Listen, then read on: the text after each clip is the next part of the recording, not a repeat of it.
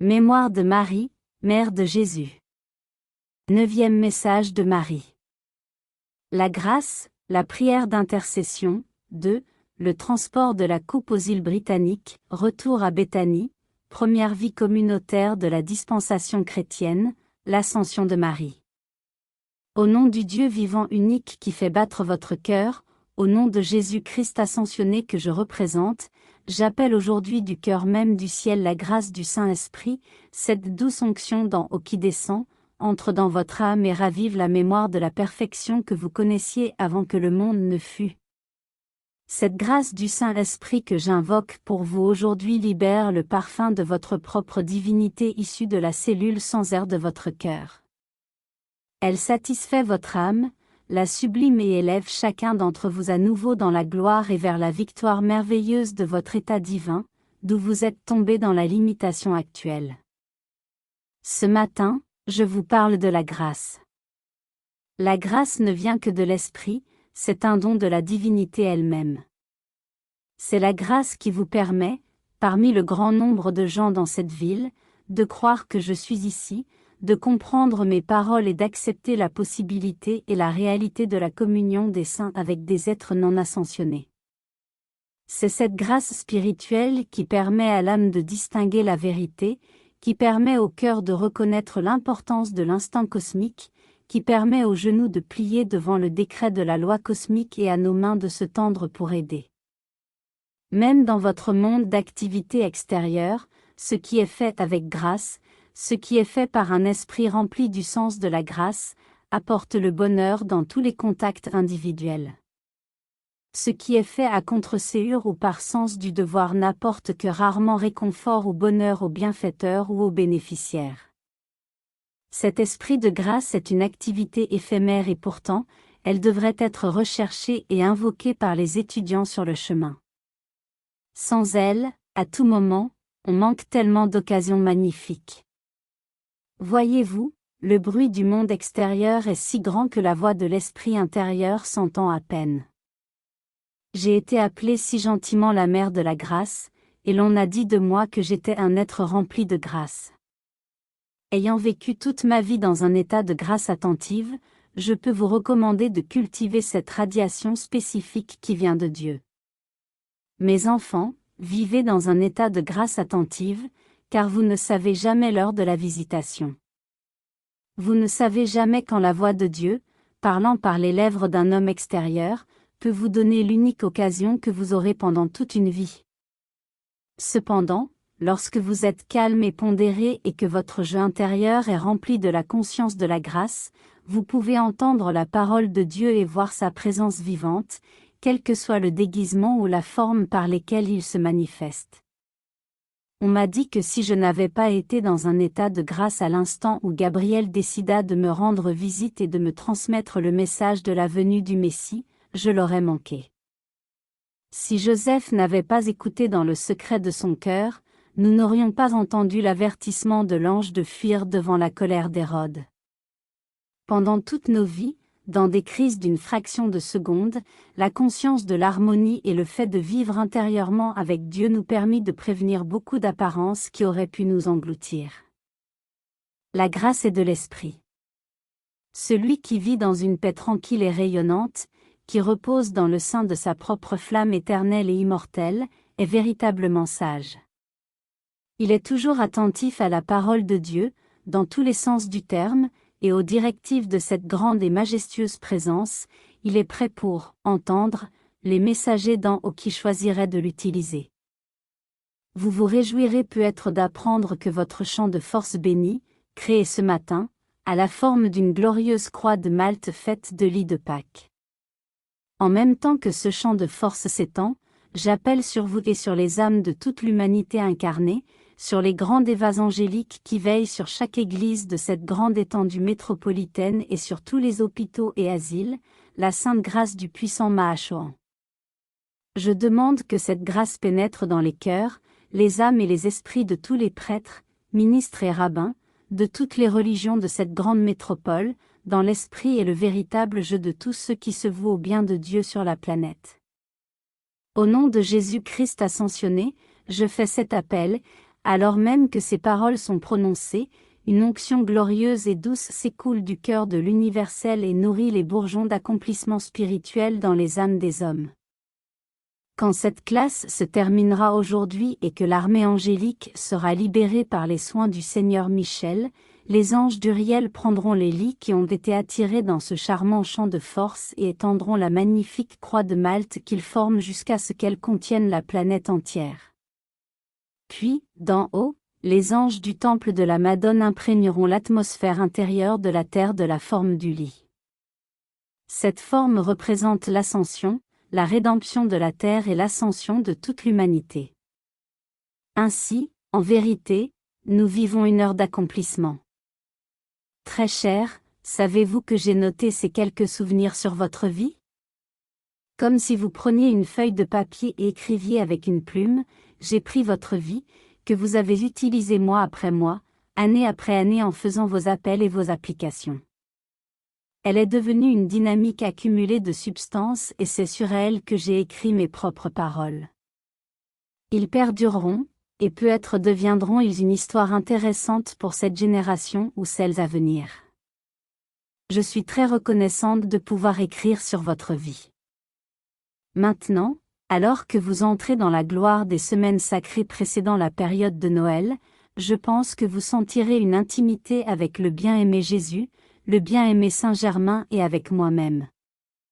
Rappelez-vous que je suis prête à intercéder pour vous en tant qu'amie et avocate, si vous voulez bien de moi. Je suis prête à offrir mes prières et invocations avec les vôtres. De la même manière que vous prendriez la petite flamme d'une chandelle et l'enroberiez dans un puissant feu de joie, les prières, invocations et l'aspiration d'un maître ascensionné entourent l'aspiration ténue et la timide application de l'être non ascensionné. Dans cette conjonction d'énergie projetée vers le haut, votre appel et votre invocation, à travers la dynamique que nous offrons, peuvent atteindre les cieux supérieurs et y être acceptés. Bien, nous allons revenir à l'histoire que j'ai tissée pour vous avec beaucoup de joie. Ce faisant, j'ai tressé dans la substance de vos mondes la réalisation de notre expérience réelle et pratique en tant qu'individu. Pendant le voyage de Judée vers les îles britanniques, dans les pays que nous traversions, je fus de temps en temps incité à inviter certains courants de vie à se joindre à nous. Là aussi, l'état de grâce attentive fut très important. Alors que, par exemple, j'étais en train de marcher au bord d'une route, ou pendant que je rendais visite à des amis, soudain j'entendais, en traversant l'aura d'une âme particulière, un jaillissement délicat de musique. Je pouvais percevoir et sentir cette vibration dans mon corps. Elle était aussi délicate que le chant d'un oiseau, et à peine perceptible. Cependant, dès que je l'entendais, je m'arrêtais et regardais autour de moi pour voir qui j'allais inviter à nous accompagner. Rien qu'en Égypte, j'invitai 12 personnes, en Grèce, nous en reçûmes plusieurs autres. Quand Joseph d'Arimathie nous déposa sur la côte du Portugal, nous commençâmes notre long et pénible voyage pour rejoindre l'Espagne et la France. Traverser les Pyrénées n'est pas une mince affaire quand on n'a pas le confort d'équipage et qu'on ne peut compter que sur ses propres forces, occasionnellement, sur celles d'un âne. Au Portugal, nous invitâmes ceux qui devaient être un jour les enfants de Fatima. En Espagne, nous accueillîmes ceux qui, plus tard, seraient connus sous le nom de Loyola et de Xavier. En France, nous reçûmes une petite enfant qui devait devenir Bernadette. Nous reçûmes toutes ces personnes, qui ne cessaient d'augmenter le nombre de notre groupe, en dépendant de la courtoisie de notre hôte. Lorsque nous arrivâmes en Angleterre, nous résidâmes quelque temps à Glastonbury où nous laissâmes certaines marques pour un jour futur. Là, nous reçûmes un tout petit enfant qui serait un jour le puissant Saint Patrick, et je fus heureuse d'avoir avec moi des femmes pour m'aider à prendre soin de lui. Ceux d'entre vous qui ont traversé la Manche ou connaissent les eaux tumultueuses au large de l'Espagne peuvent imaginer ce que fut la traversée de ces mers en compagnie de petits enfants, dans un bateau pas trop grand, mu par des rames et des voiles. Parfois, faute de vent, nous restions exposés pendant des jours au soleil brûlant, parfois, le bateau était chahuté comme une coquille de noix sur la mer agitée. J'étais heureuse que nous eussions tissé des capes avec la chaude laine des moutons. Cela nous rendit la vie plus confortable, mais il y avait peu d'intimité possible et, en revanche, une promiscuité presque permanente pour certains qui étaient relativement étrangers les uns aux autres. Et pourtant, nous fîmes ce voyage dans une telle harmonie. Les rameurs, en frayant de leurs bras puissants le passage du bateau dans les eaux bleues de la Méditerranée, se créèrent pour eux-mêmes le droit d'être plus tard les premiers chevaliers de la cour du roi Arthur. Long est le karma, avant que ne se présente le jour de l'opportunité, qui donne à l'homme le droit de porter la couronne de la victoire. Long aussi fut le retour, mais nous arrivâmes finalement à notre foyer. Vous vous souviendrez qu'en notre absence, nous l'avions laissé au bon soin du bien-aimé disciple Jean. Jean était un visionnaire et un rêveur. C'était un mystique, pas un homme pratique. C'est pourquoi, lorsque nous revînmes, Pierre, le patriarche de notre nouvelle activité, fut horrifié de voir que, si la maison avait été bien tenue par les soins de Marthe, les libertés individuelles avaient considérablement affecté le moral de notre nouvelle communauté. Pierre dit à Jacques, « Je ne partirai jamais plus sans que tu ne restes. Je n'abandonnerai plus jamais à ce rêveur le destin d'une communauté qui est encore si jeune qu'elle aurait pu être avalée tout rond par le Sanhédrin ou par Rome. » Je souris en moi-même, car je savais que l'amour est la plus grande chose dans l'univers. Personne n'était parti, et de même qu'ils s'étaient rassemblés autour de Jésus, ils se rassemblaient maintenant autour de Jean. Ils trouvaient la paix dans la fragrance de sa présence et de son amour. Alors commencèrent, je pense, les 15 années les plus difficiles, les années d'adaptation à beaucoup d'êtres, les années où je dus être la mère et le juge parmi tellement d'individus différents. Par manque de chef réel, la communauté était revenue ou avait continué à célébrer les fêtes juives, la Pâque et les autres. Pierre en était outré. Il me dit, « Mère, il est temps maintenant que nous ayons notre propre adoration, nouvelle et vibrante. Nous construirons autour de nouvelles fêtes les événements de notre Maître et abandonnerons les anciennes. » Je dis, oui, je pense qu'il est temps. Ainsi, nous eûmes notre première fête de Noël. Les disciples me firent la surprise d'une petite crèche, et nous revécûmes la natalité avec beaucoup de joie et de bonheur. Il faut que je vous dise aussi qu'après la résurrection, lors des visites de Jésus, la musique que vous employez aujourd'hui pour le chant « Joie au monde », en anglais « Joy to the world », accompagnait toujours sa présence. Souvent, quand nous étions ensemble, je m'étonnais que le groupe entier n'entendît pas cet air lorsque Jésus pénétrait dans la salle dans la munificence de son corps électronique. Il participa à de nombreuses festivités qui nous rassemblèrent tous. Nous eûmes notre première célébration pascale, nos premiers services de l'Ascension et de Pentecôte. Ainsi, nous commençâmes un rythme d'adoration en écartant le vieux et construisant du neuf. Pendant ce temps, je continuais mon travail au jardin, car, même alors, j'aimais l'activité naturelle de guérison qui provient de la terre. Avec l'aide de Marie-Madeleine, je fus capable de créer un onguent que nous utilisâmes pour les pieds des disciples et des apôtres lorsqu'ils revenaient de leur long voyage. Comme vous le savez, beaucoup allaient pieds nus et d'autres ne portaient que de simples sandales pour se protéger.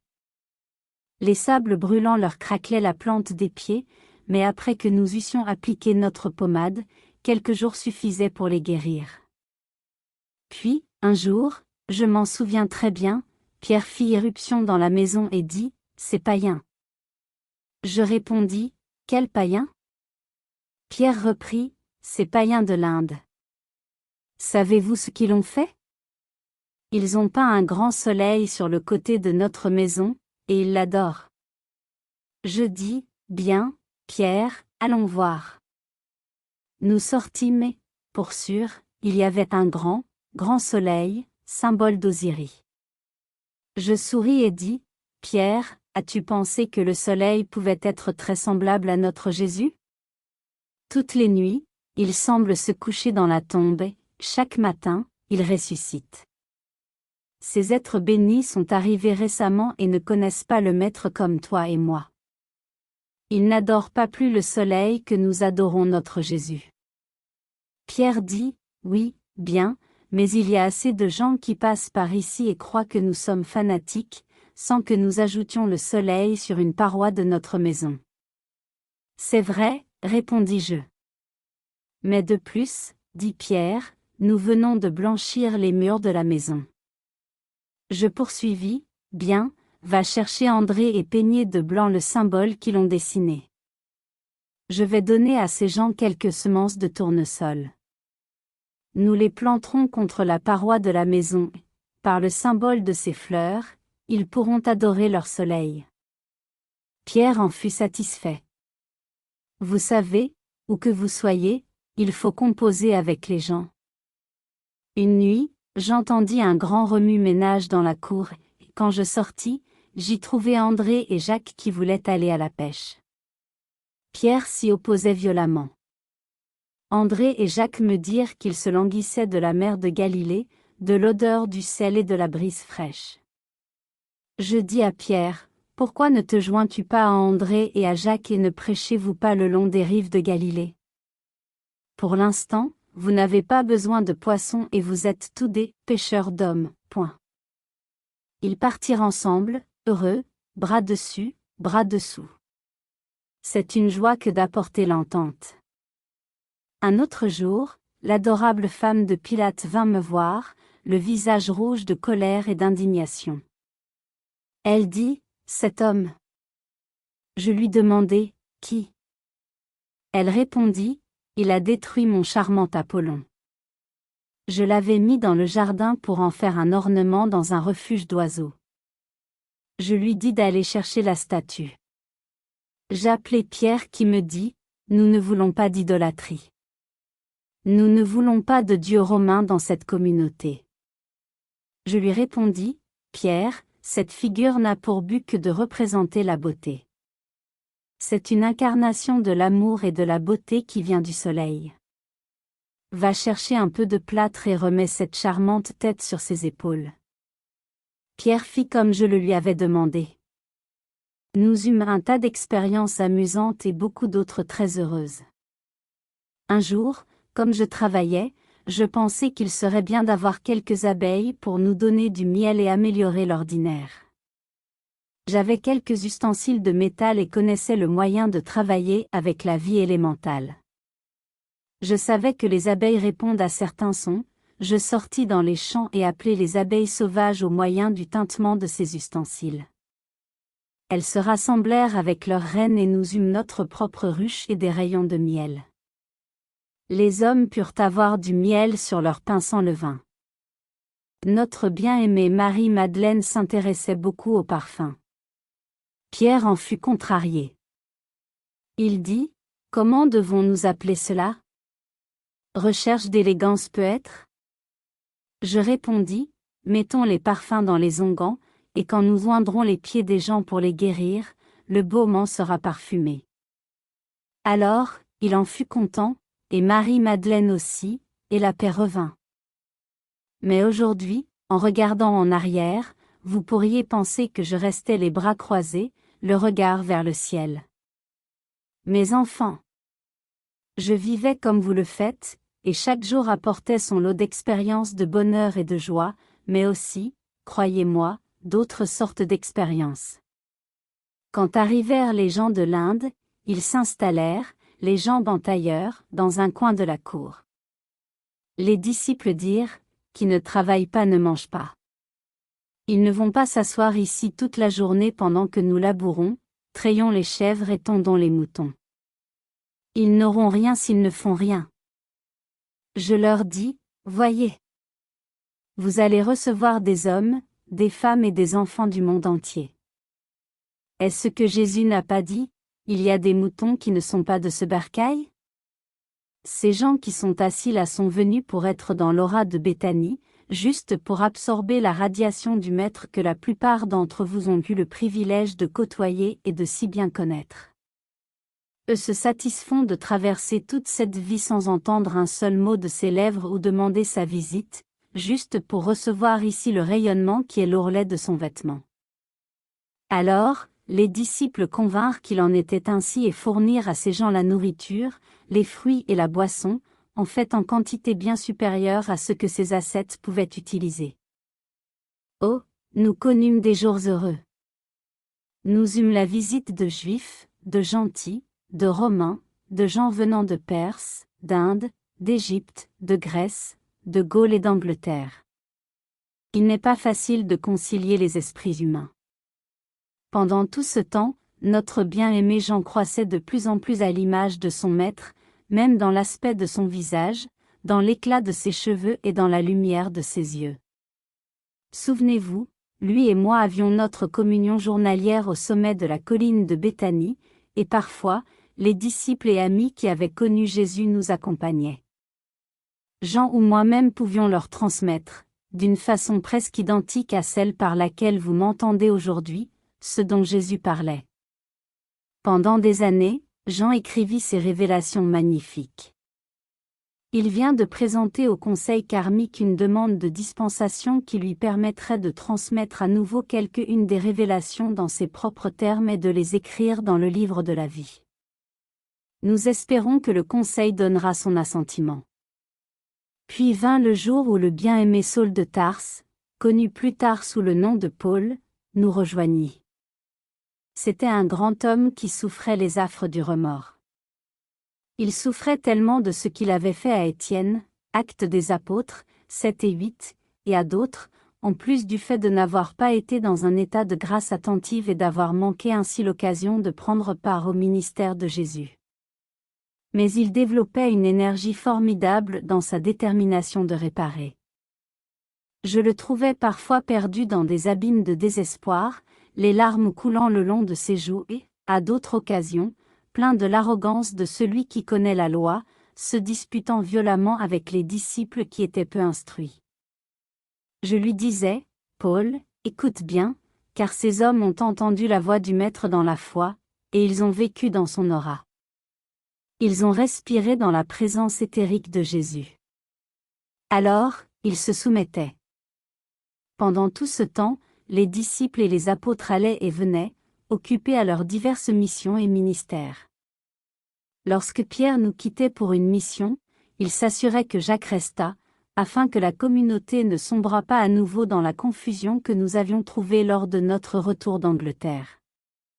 Nous, les femmes, nous faisions du mieux possible pour que les disciples et les apôtres eussent toujours des habits chauds, ceux en particulier qui s'en allaient affronter les climats du Nord. Enfin, à peu près 9 ans avant la fin de mon incarnation, je dis à Pierre, si vous me construisiez maintenant une petite maison et une chapelle séparée de la communauté, au bord du cours d'eau, je me cloîtrerais pour me préparer à rencontrer mon Créateur. Cela fut fait, et je passai là le restant de ma vie. Marie de Béthanie et d'autres amis bien-aimés m'apportaient des fleurs, des chandelles et des fruits frais.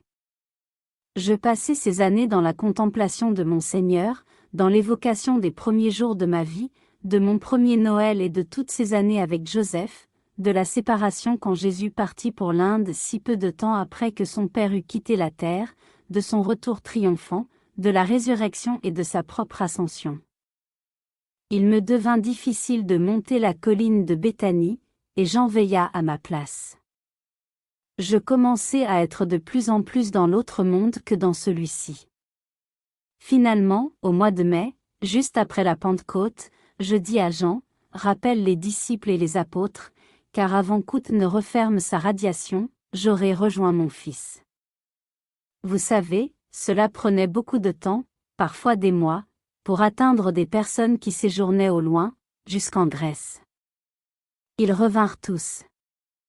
Entre-temps, j'avais demandé qu'on construisît sur le sommet de la colline de Béthanie une petite chapelle, très simple. Le 10 août, je gravis cette colline, après avoir demandé de le faire seul. En montant, je posai mes pieds sur les traces brillantes laissées par mon Fils. Je priai et jeûnai dans cette chapelle pendant 3 jours, au bout desquels, tous les disciples et apôtres étant revenus, ils vinrent me chercher. Avec eux, je redescendis la colline jusque dans ma propre maison et là, je leur parlais, plus particulièrement aux disciples de la première heure. Je leur dis que j'allais quitter ce monde et que le 15 août, mon ascension serait accomplie. Je leur demandai comment ils voulaient finir le reste de leur parcours. Jean dit, « Je te suivrai, Mère, aussitôt que j'entendrai la voix de ma présence. » Paul dit, « Connaissant ma nature, je ne prendrai aucun risque. Lorsque j'aurai gagné ma liberté, je la prendrai. » Pierre, Jacques et André dirent, « Nous resterons jusqu'à ce qu'ils reviennent. » Mère, nous essaierons de faire pendant toute la dispensation chrétienne ce que tu as fait pendant ces 30 longues années. Je les bénis tous, et quand entrèrent les autres membres de la communauté, je les bénis aussi. Puis, je fermai les yeux sur ce monde pour les ouvrir à nouveau dans la présence de Joseph, d'abord, puis de Jésus.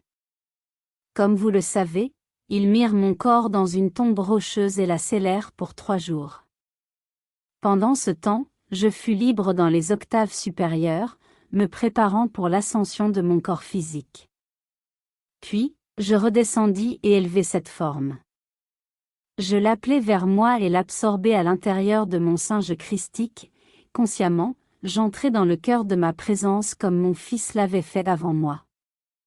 Dans la tombe, je laissai une rose blanche pour chaque membre de la communauté.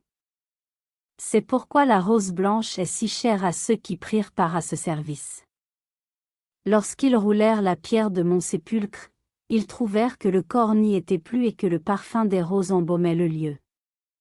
Alors, ils créèrent la sainte fête qui s'appelle aujourd'hui l'Assomption de la Vierge bénie.